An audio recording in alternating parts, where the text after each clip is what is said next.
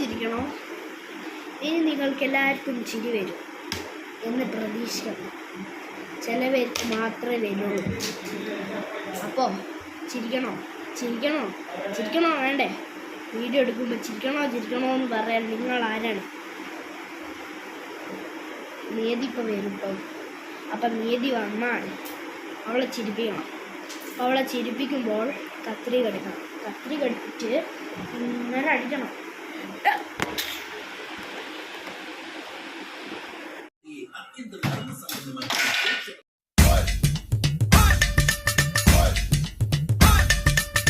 എടാ അത് പൊക്കിപ്പിടിച്ച പൊക്കിപ്പിടി.